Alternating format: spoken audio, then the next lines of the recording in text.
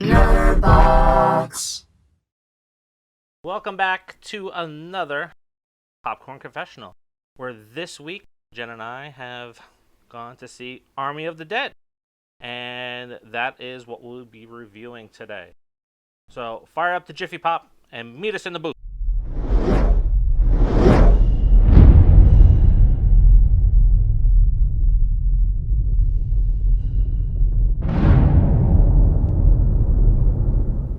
Army of the Dead. Screenplay, written and directed, and cinematography, all by Zack Snyder, in his return to the horror genre in his second zombie film. The first was 2004's remake of Dawn of the Dead.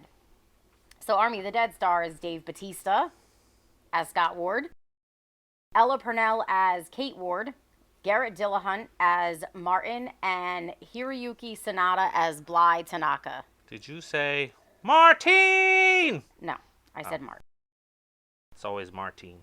No, it's not. Army of the Dead takes place in Nevada, where the government causes the outbreak that quickly engulfs Las Vegas. Now, the movie intro recaps the events of the outbreak and then fast forwards us through the entire outbreak up until the quarantine, where the government, good old government, has decided that the best resolution to the zombie outbreak that they caused was to nuke the entire city on, what date? July 4th. Yes, you guessed it. They thought it would be great. What a way to celebrate independence, Yeah. by nuking a whole entire city. Now, before this takes place, what we see is Bly Tanaka hiring Scott Ward to go on a casino heist. That's the summary of the movie, guys. So it's a short one. And I'll let you go first. So even though the summary is short, because, I mean, it's a zombie movie, Yeah. you don't really need a long summary. Zombies come, they bite you. The etc. movie, in Zack Snyder fashion, is 2.5 hours long. Just under. A few minutes. But, of course, there's Dave Bautista. Can't go wrong. I absolutely love him in everything that he's in. We've literally just searched movies starring Dave Bautista just to see what he's doing. His range in this movie is really good. You know, he's got his same, like, dry humor, comic relief. Then he's got his serious side, and, you know, then his tough guy side.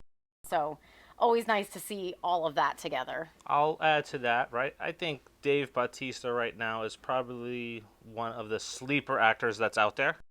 Because you look at this movie, people just, think Guardians right away. But there's other movies that are floating out there. Hotel Artemis, Final Score, Bushwick.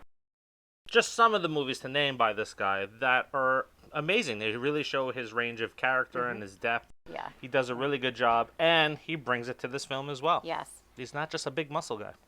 No, not at all. He's kind of a big teddy bear, I think.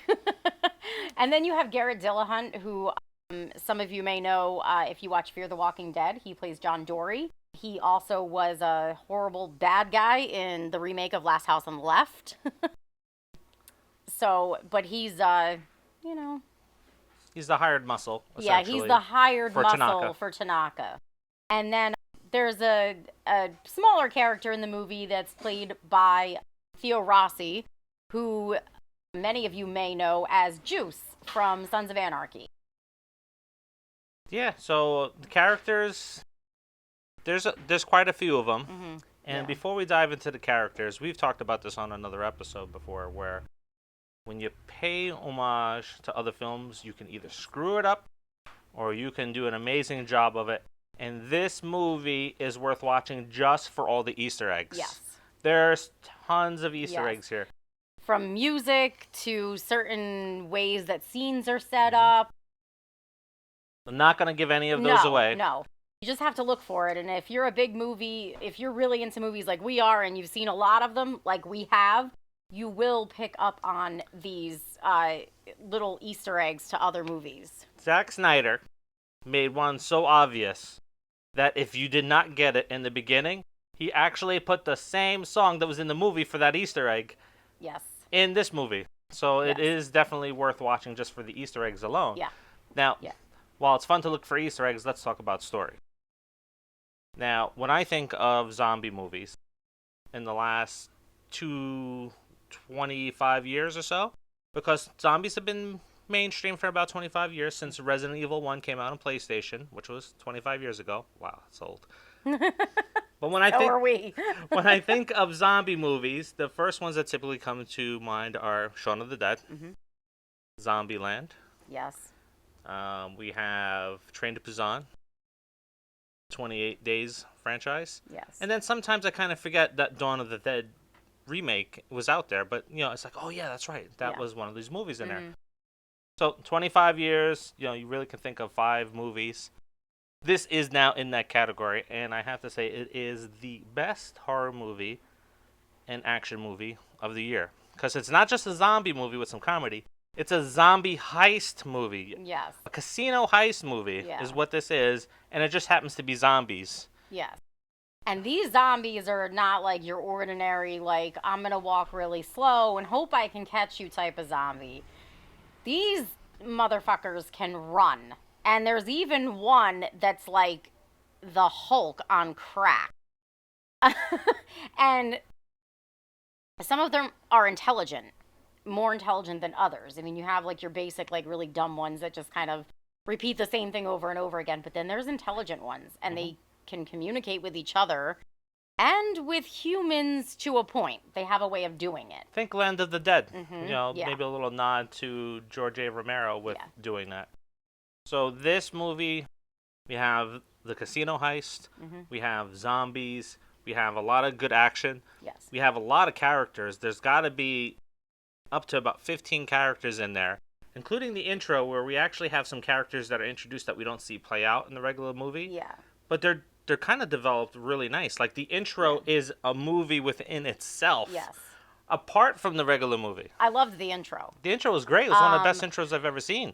So when I think of this intro, it kind of brings me back to the Zombieland intro. Yes. Where they show you... Yeah, it's better. It's longer. But where they kind of show you different characters and what happened to them. So it's like a story before the story. So that it reminds me of that in a way. But it's longer and better. If you're a video game fan, then you're going to love this as well, because there's some influences you can see from Dead Rising. That crazy game that you see me play where the guy rides around on a motorcycle and he has that big buzz saw. So that's in there too, so you feel a little bit of a video game influence in here. There's influences from other movies, and there's good action, great storytelling for each of these characters that are out there. It's a fun movie to watch in the theaters, and it's going to be on Netflix in a few weeks, so definitely going to watch that again once it comes back out, because it was just great to watch. Oh, yeah. And while a lot of zombie movies can be family friendly and some are not, I will tell you that the opening scene, you're going to want to keep kids out of the room or cover their eyes, just because there's some nudity. And some suggestive materials. Yes. Yeah. But I mean, that was really it for the entire movie, so I think like the rest of it, like still over 2 hours worth, the whole family could watch. I'll tell you, the gore is not crazy. No, I think it's... I think I've seen worse on The Walking Dead. Well, Shaun of the Dead had more graphic scenes than we've seen here. So it's video game violence, You shoot ahead, it explodes. So that's basically it. What are you going to give it for a rating? So, I'm going to give it a B+. A B+? I thought you'd give it higher than that. It was on the... You were on the cusp of it? Yeah. All right. For me, I'm going a little bit higher. It had almost everything. I thought the music was a little bit lacking. For this to be an overall A+, I need the music to hit too, just as well as the story and the action and everything. I did care about some of the characters. I enjoyed them. So I am going to go with an A-. So guys, let us know what you think of this movie. Definitely go check it out. It's one of the better movies that have come out this year. It's definitely the best horror movie that we've seen this year, hands down. Definitely. Easy. One of the better zombie movies that's come out in the last few years. Let us know what you think. Throw some comments in there. Let's start a conversation. Stop over by the Facebook page or our Facebook group page for NERD bOX to see engage in some more conversations about this or other things, don't forget to like, subscribe, hit that button, subscribe. It's free. Takes 2 seconds. Click. Maybe less than 2 seconds. Click, click, click, click. And click that notification bell so you get to see all the great stuff that we have coming down, other than reviews and other than interviews. But the fun's about to begin here on nERD. And also, since a lot of theaters are opening in other places, if they are by you, this movie's worth seeing in the theater. Yeah, definitely. It's definitely worth the ticket price, and you don't feel like you're sitting there for 2.5 hours. No. I really didn't feel like I was there for 2.5 hours. Yeah, it's a fun one. So Yeah, go check it out. Definitely. Until next time. See ya. See ya.